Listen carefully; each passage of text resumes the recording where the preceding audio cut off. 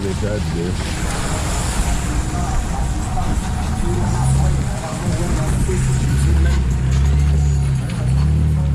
Yeah, they made it to where you weren't supposed to be able to make that left turn like that. You can only go the right and the left.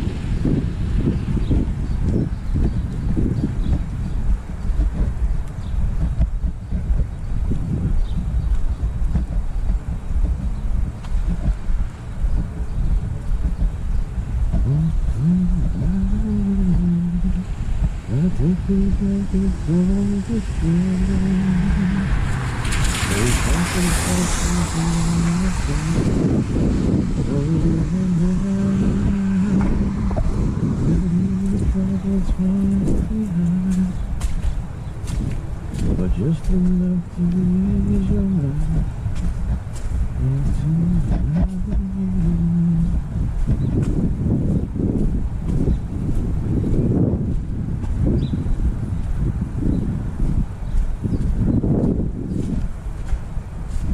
So like this thing's got an erosion barrier to keep the sand and silt out of the street. The place I live at, they ain't got that, and so they got sand all over the everything. So yeah.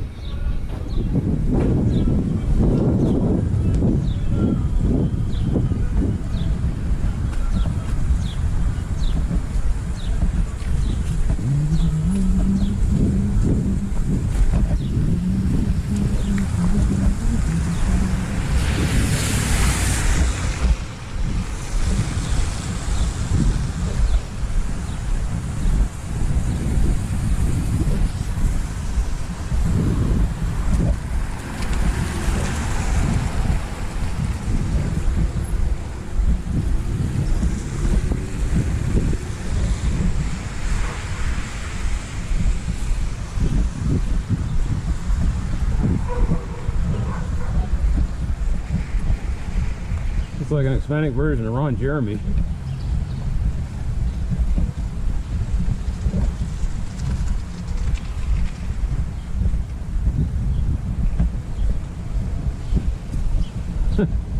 Someone always does the laundry during the rains.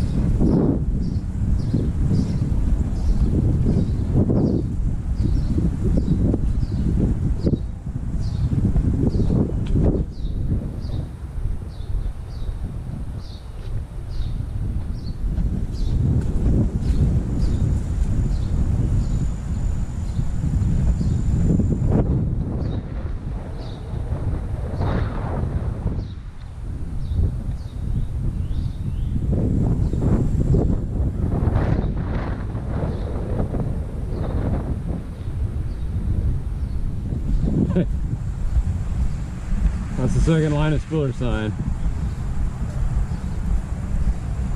Oh, I'm sorry. There's another one here.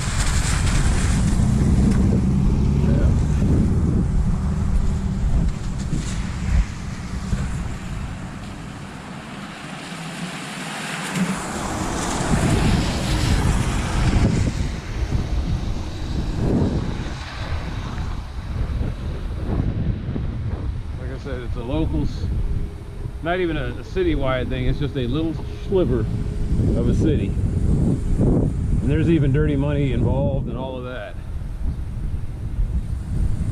I got the last days of the campaign, candidates sending me text messages mudslinging about somebody taking money from these apartment people that were developing, or not apartment people, but developers in West Dallas. And it's a weird how Northwest Dallas got caught up in all of this. Like, we're kind of the neglected. They didn't know where to put us. We were in District 2, and they said, I don't want them anymore. You take them District 6. District 6 says, I got enough on my plate as it is, but I'll try to do what I can with these people.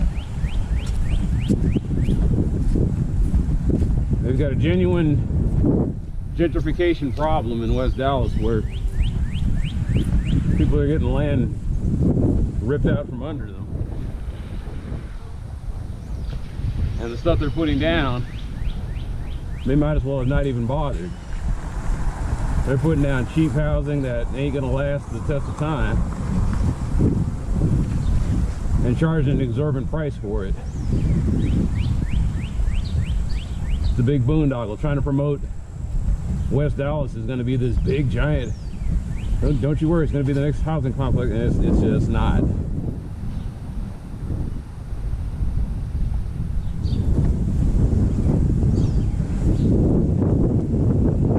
West Dallas is one of those uniquely weird places in that people actually do live there. People aren't there as an investment or as a it's not a wealth generation place, it's just a living place.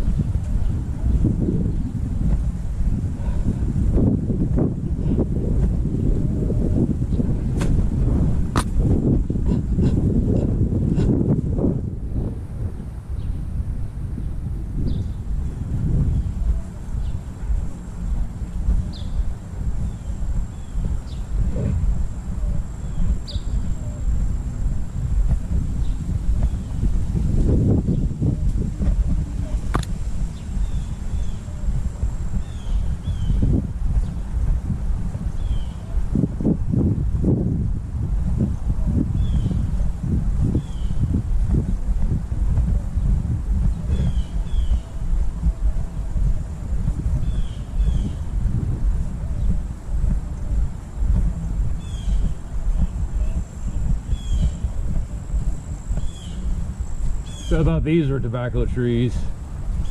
The white flower and the leaves like that. I don't know what kind of tree this is.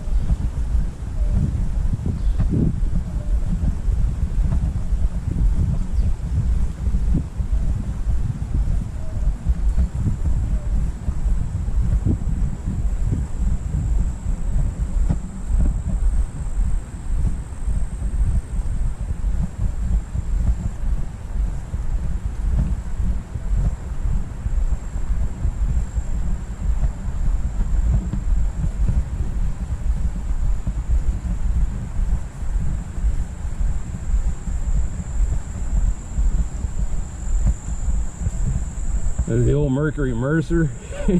they had like, Ford had their version, which was the Escort, and Mercury had pretty much the same car. There's this weird moment in the 90s where they were just putting anything out there.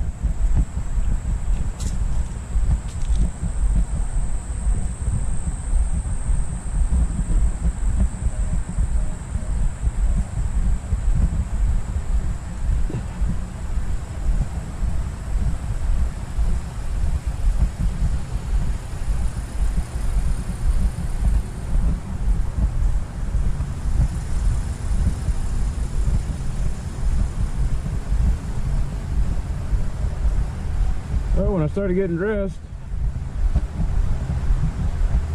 it was pouring. And as I come out here, there's nothing going on. That always seems to be my fate. I never get to have any Gene Kelly moment, or Gene Kelly, or whoever was singing in the rain.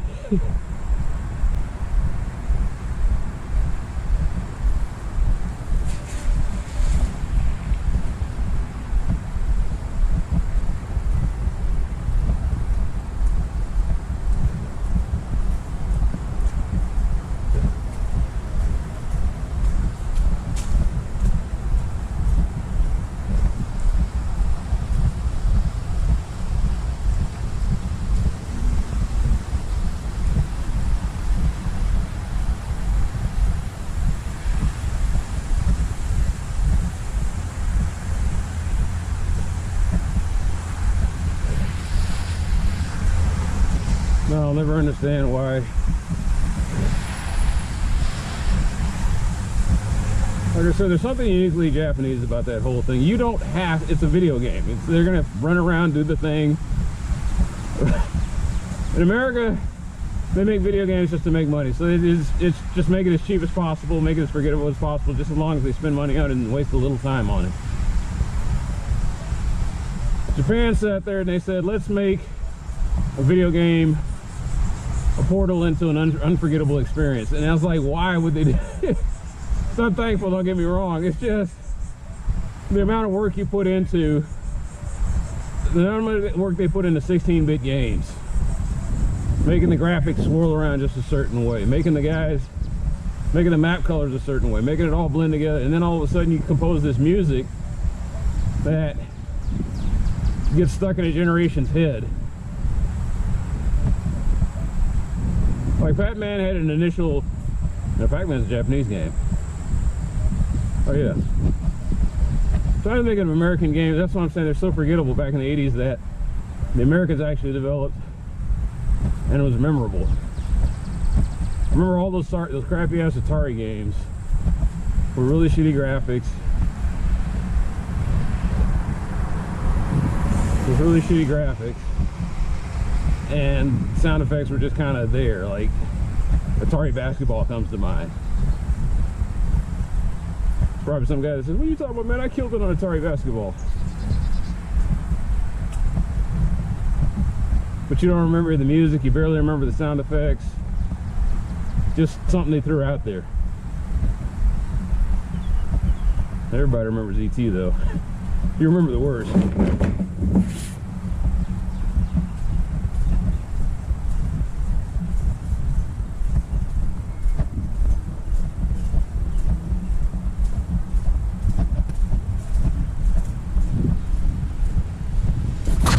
I guess what I'm saying is there's a case of you didn't have to go that far, but I'm glad you did.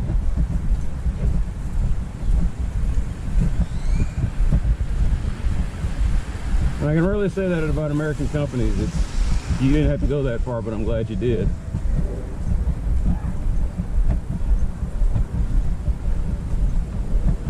There's always, I expected better, considering where you're coming from. And why did you make it ridiculous like this? Like that truck. Somehow it simultaneously fulfills both those things. Why'd you make this a big piece of crap? And why'd you make it big? I mean, that's pretty much it. Why'd you make this a big piece of crap? You could have done so much better.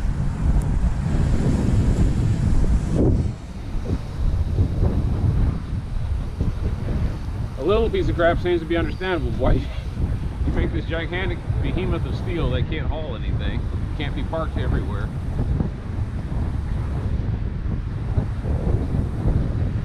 A vehicle with no practical purpose, but seems to be just for show. Man, if that doesn't sum up America, I guess I pretty much nailed it right there. A creature of no practical purpose, but it's just there for show.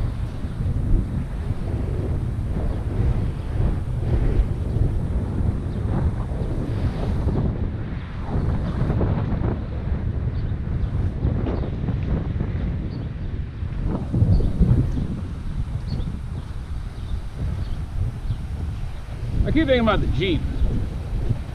This iconic World War II vehicle that was cheap, reliable. Soldiers fell in love with it. The company that made it just made it better than they had to, and then immediately went out of business. It's great about a company called Bantam Motors. And they're in the war thing. They win the contract. They can't produce big enough, so then the big boys get in there and they start producing the Jeeps. They give them all the information on how to make it. And then the company just no longer exists anymore.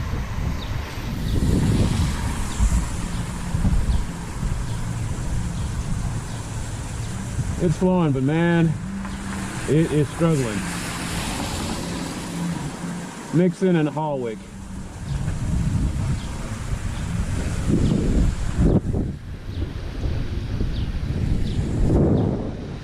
Anyway, getting back to the Jeep. This great iconic vehicle had a 4-cylinder engine. It was well balanced. It was rugged. It was versatile.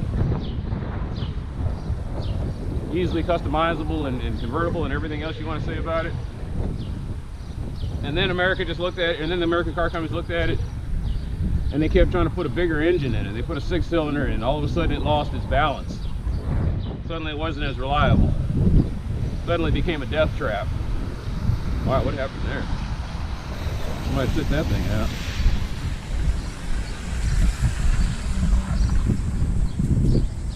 Hey, man. How's it?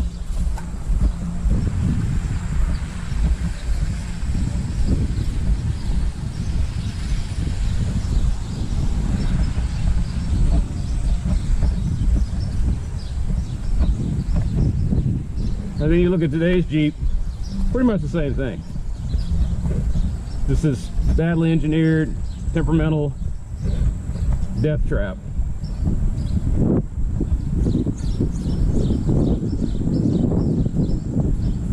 There was a design flaw in one of the Jeeps that the owners kind of talked about on the forum and knew about, but Jeep didn't want it, Chrysler didn't want to fix it. It was one of the things that took out the guy who was starring in Star Trek. The guy who played Chekhov.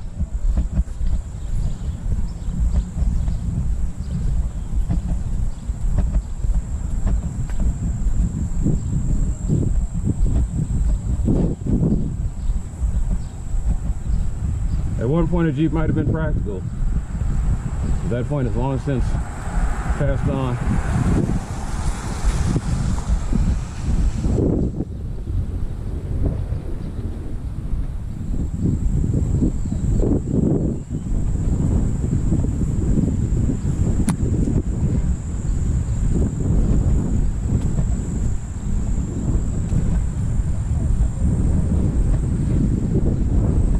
listening to a little snippet from Legend of Zelda: Link to the Past, and there was this music when you had to go through the dungeons,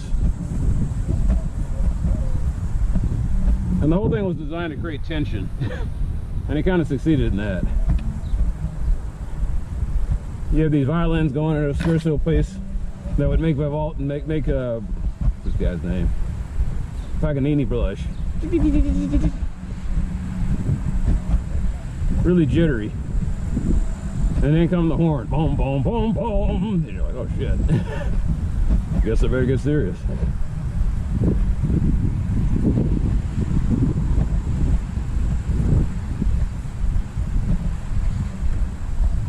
How you doing today? How's it going?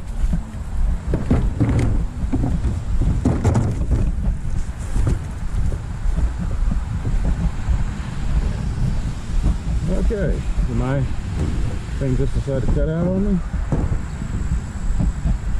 Yes, it did. Musically does that sometimes. It's just on this phone. It's like I keep saying, on this phone.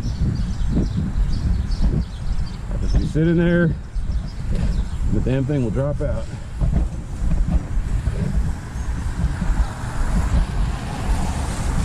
Oh, somebody graduated from Sympathy White.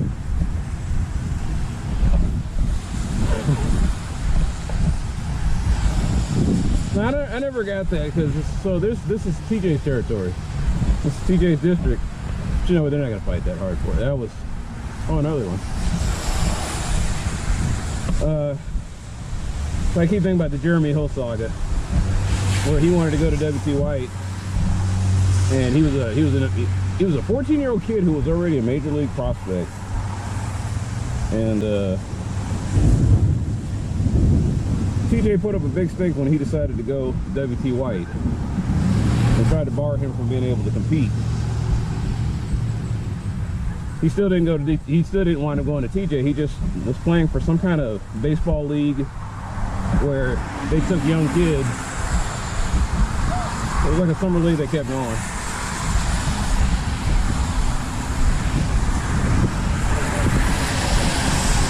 It didn't hamper his prospect. It was just an annoyance that TJ threw in there.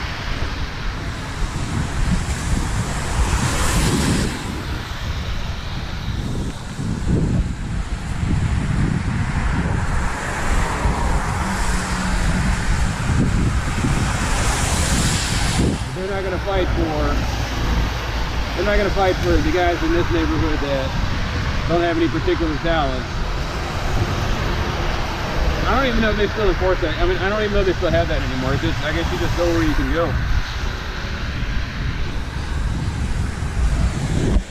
The CJ is always listed as an underperforming school. Woo, look at that. I hope I got that. I saw it with my eyes, so maybe I saw it with the camera. That's pretty tight. He's got this graffiti looking logo on his van. What's going on here? Sometimes I can't ignore things. Look, this guy's trying to turn in, this guy.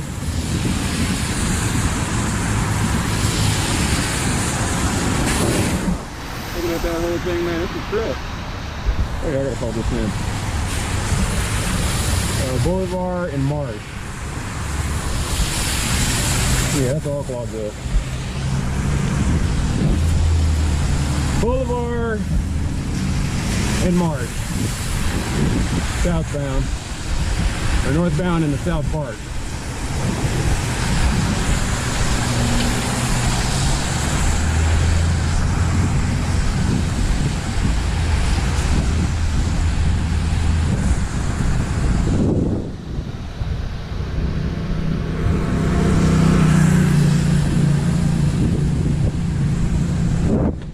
Calling in now.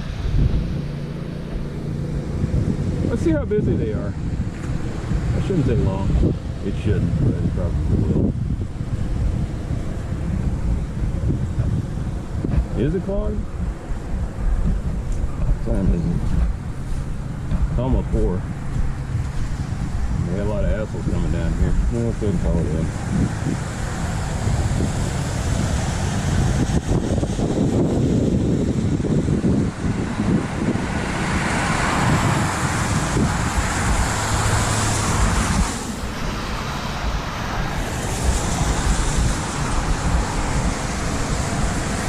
See how quick this is.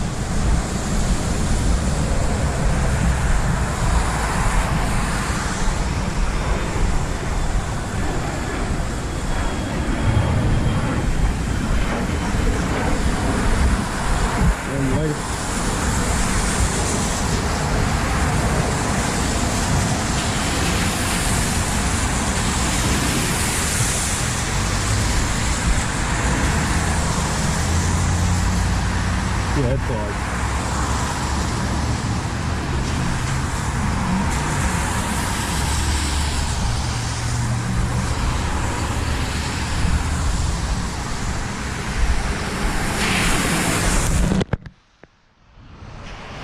Clogged storm drain.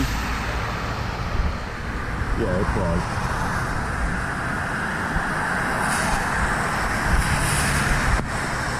Clogged storm drain.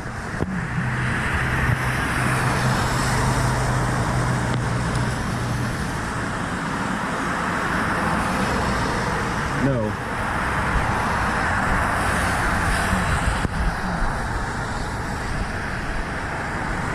I love how the robot just keeps telling me over and over again.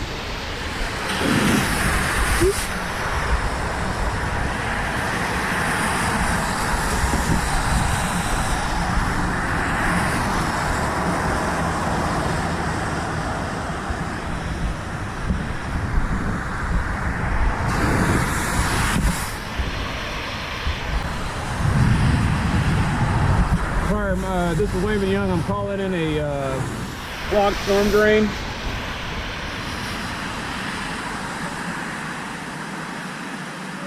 Intersection of Bolivar and Marsh, northbound, the southeast corner of the intersection.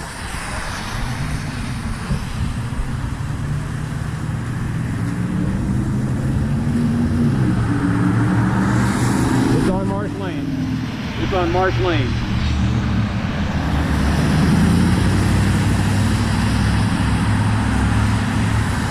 Yeah, it's flooded up. It's got the right lane flooded.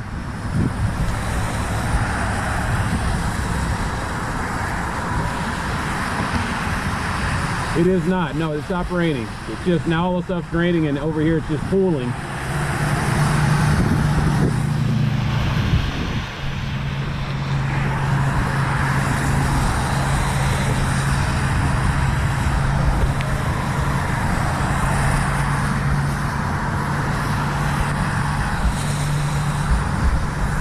Yes, please. All right, both.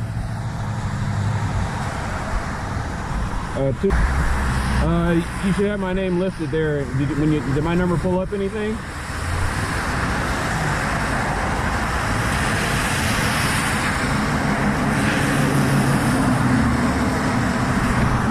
That's it.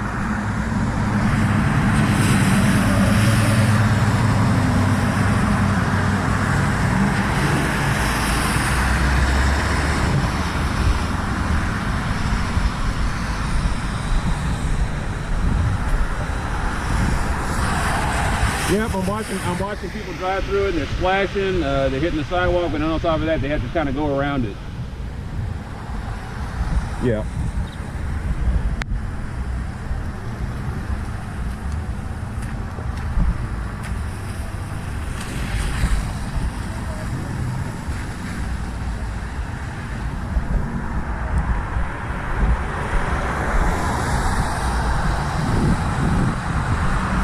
No, ma'am, that's it. You said your name was Sapphire?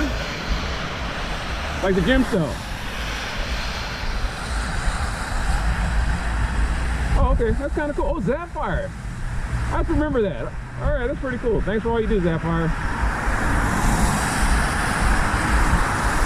Take care. You too.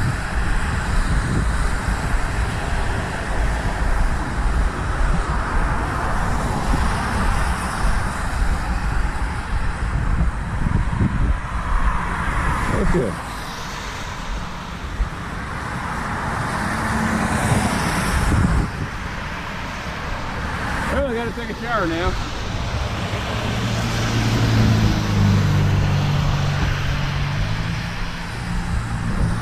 Can't go to the hospital with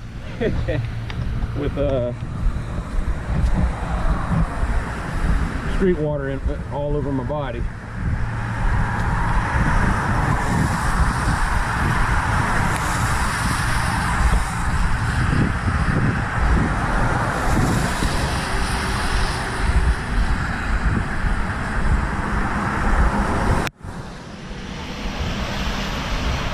So what happened? So you're like, why even bother? So this, like I said, unlike the sorry-ass police, at least the city will probably track this. And they start seeing the data and they're like, hey, we keep having floods in these storm drains. Maybe it's time to start servicing the streets. Next thing you know, we get new streets, we might get new sidewalks. So it's all part of that. But if you don't say anything, it just stays like this.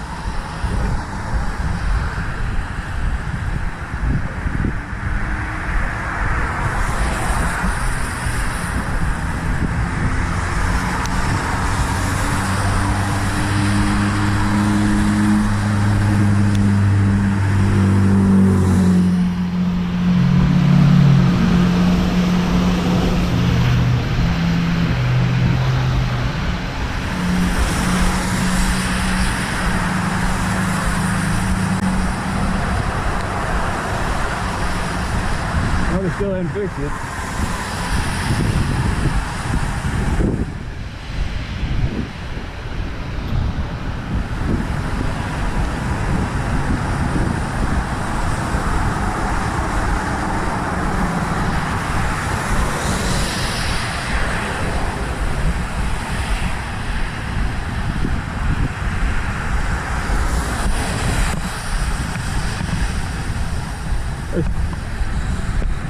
I called this one in. But yeah, they still hadn't fixed it. That was on whatever night I had it. So better move. Look, see, there's somebody already that messed up on this because they didn't fix it. They didn't fix that.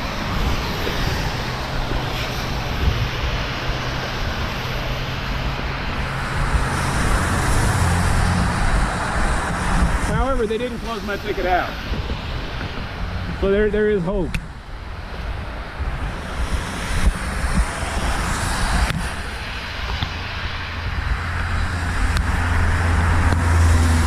But it's funny, man. I was like, I call it in. And I was like, here it is for y'all to take care of. And I was like, I'll get around to it. I was like, all right.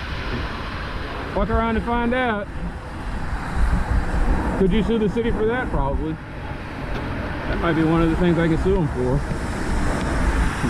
Besides not meeting up to the Division 0 standards, if they're not fixing, if Public Works refuses to fix stuff, maybe they need a lawsuit to get their ass in gear.